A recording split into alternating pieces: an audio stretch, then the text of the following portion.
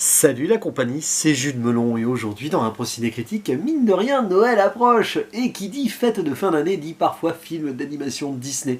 Et j'ai eu envie de revoir celui-ci sur un coup de tête et pas que, je vais expliquer pourquoi. Le classique d'animation La Belle et la Bête, sorti en 1991, adapté de ce célèbre conte intemporel français, est réalisé par le duo Gary Trousdale et Kirk Wise, qui feront par la suite Le Bossu de Notre-Dame ou encore Atlantide. Et au niveau du casting vocal en VF, parce que les Disney, je les revois souvent en VF quand même, hein, je dois l'avouer, nous avons, alors dans la version d'origine, que j'ai revue pour le coup, pas le redoublage de 2002, même s'il n'y a pas beaucoup de changements, la voix de la Belle étant ici interprétée par Bénédicte Lécroard, qui n'était pas forcément connu à l'époque. À ses côtés, Emmanuel Jacquemy, qui fait la Bête, l'une des voix de Russell Crowe, citant aussi la présence de Daniel Beretta, la VF d'Arnold Schwarzenegger, oui, qui chante souvent dans le film, et qui fait Lumière, le chandelier, on va dire, maître d'hôtel français et tout. Mais bon, en VF, du coup, il est très français, fatalement.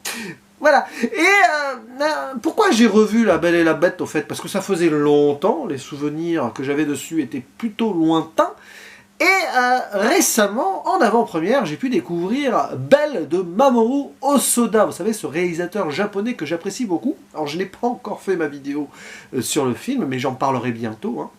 Il sort le 29 décembre prochain, et ce Belle de Mamoru Hosoda est une relecture du conte de base, La Belle et la Bête, mais La Belle et la Bête est un de ses Disney préférés, qu'il a regardé une multitude de fois, donc je me suis dit, tiens, revoir La Belle et la Bête, donc pas d'origine, hein, mais le plus connu peut-être qui a jamais été fait au cinéma, avec la version de Jean Cocteau dans les années 40, bah pourquoi ne pas me replonger ici dans cet univers? Et l'histoire est assez simple, hein, grosso modo, ça se déroule en France, et un prince a eu une malédiction de la part d'une sorcière parce qu'il l'a rejetée.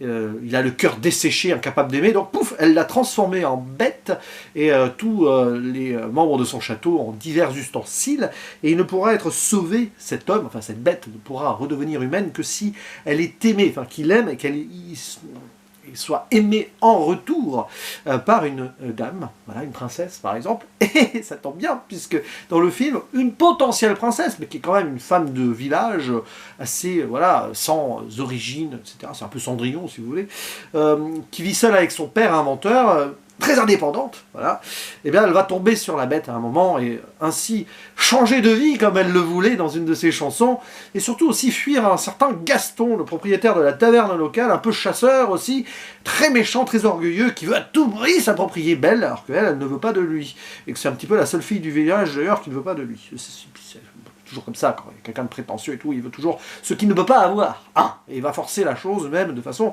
assez terrible vers la fin du métrage. Alors qu'est-ce que j'ai pensé de cette relecture? Alors, en fait, j'aime beaucoup, c'est un magnifique Disney qui est super bien écrit, bien adapté aussi, profondément rythmé de A à Z, on s'ennuie jamais, les chansons sont remarquables, hein, il faut l'avouer. Alors, surtout, moi, celle que j'aime bien, c'est la fête, c'est la fête. Bon, bref, voilà, hein, de Lumière, voilà, ce magnifique repas avec une magnifique animation à ce moment-là.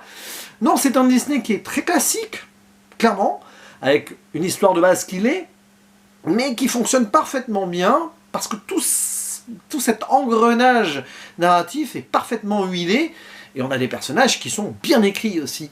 Alors c'est là où on voit qu'on tient quand même ici une légende remarquable, hein. On ne sait pas trop l'origine, hein, de La Belle et la Bête, c'est un peu un mythe, voilà. Et forcément ici ils ont réapproprié ce propos, ce récit, avec une forme de modernité tout en restant dans cette on va dire, mouvance historique de l'époque, puisqu'on est, je sais pas, là, au XVIIIe siècle, je dis ça au hasard, hein. Donc il y a à la fois la tonalité des anciens Disney et quelque chose d'assez moderne pour l'époque. Bon, la femme forte et tout, indépendante, mais ça passe super bien, c'est pas forcé du tout, et c'est... Ouais, voilà, là-dessus, ça se suit, mais de façon hyper fluide, et puis bien sûr la relation entre la Belle et la Bête. Mais je vais pas faire de dessin, je vais pas faire de spoiler non plus, on ne sait jamais, si vous n'avez pas vu ce film, foncez quand même, mais ce qui se passe entre les deux, entre d'abord rejet, puis bon, ils vont apprendre à s'apprivoiser. L'un va sauver l'une et l'une va sauver l'autre. Amitié, naissance d'une romance, tout ça. Et puis, fin ou pas de cette malédiction, on n'attend que cela. Et puis, en parallèle, Gaston qui fait tout pour obtenir Belle, quitte à même mettre son père en danger, avec un personnage encore plus méchant, là, le directeur de l'asile. Enfin.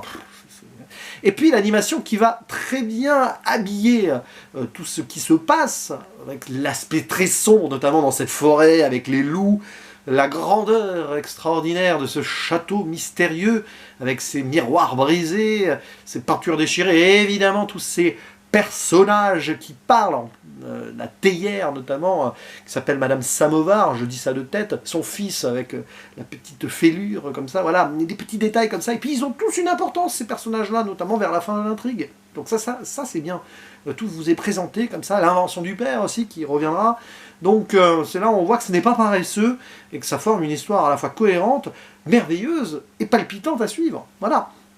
Et puis donc d'autres morceaux, à part C'est la fête, hein, la chanson de Gaston aussi, qui est un méchant assez terre à terre et cruel à la fois, donc c'est pas forcé dans les détails de sortilège ou autre, on est vraiment là-dessus sur quelqu'un qui traite les gens autour de lui comme ses serviteurs, ou comme tout lui est dû, et le pire c'est que dans le village tout le monde le soutient pratiquement. Il y a le fou là, c'est le nom de son ami, hein, mais voilà, il porte bien son nom. Ouais, quand même, c'est ça qui est flippant avec ce personnage, c'est qu'il a tout autour de lui, tout pour lui, entre guillemets, pour tout dominer, mais heureusement, peut-être que l'amour sera plus fort. Voilà, voilà. Et ce qui est intéressant aussi, c'est que ce Disney a mis du temps à accoucher, déjà parce qu'il y a eu la version de Jean Cocteau qui a marqué les esprits en mode plus spécial, enfin, il y a une autre atmosphère, évidemment, hein. Les deux n'ont pas grand-chose à voir. Et donc, entre-temps, Disney va préférer tout simplement laisser passer des années pour enfin arriver à cette adaptation qui aurait dû déjà être sortie dans les années 80, je crois, parce que Don Bluth lui-même avait une idée, mais ça n'a jamais pu aboutir, enfin même 70, je crois que c'est les années 70, là, carrément, 60, 70, enfin bon, bref, avant justement qu'il quitte Disney, peut-être que c'est une des choses qu'il a fait quitter Disney, parce qu'on commençait un petit peu lui mettre des bâtons dans les roues au niveau créatif, et donc, enfin, 91, mais ce film, on le voit, aurait dû sortir avant, quelque part. Je parlais de classicisme d'avant, dans le temps, mais ils en ont fait quand même une histoire qui pouvait du coup plaire à l'époque aux jeunes enfants, et qui aujourd'hui, 30 ans après, et ouais, parce que ce film fête ses 30 ans, mine de rien, cette année, ben, réussit toujours à faire mouche. Alors il paraît qu'il y a eu une suite autour de Noël, je sais pas si je vais la regarder. Et si jamais c'est le cas, bah, j'en parlerai, et je vous ferai coucou et joyeux Noël. Peut-être avec un invité, je ne sais pas, je dis ça comme ça au hasard. À mon avis, il y a déjà des choses qui ont été qui se sont mises en tractation en privé, peut-être, ou pas, mystère. En tout cas, voilà un film à revoir en famille pour les fêtes de Noël, ou à découvrir sur le tard, ou à faire découvrir aux plus jeunes de vos enfants, ou cousins, ou que je ne sais pas. Et il ne me reste plus qu'à vous dire, parce que là j'en bafouille, hein, donc il est temps de conclure. À la prochaine, n'hésitez pas à dire en commentaire ce que vous pensez de ce Disney. Ciao!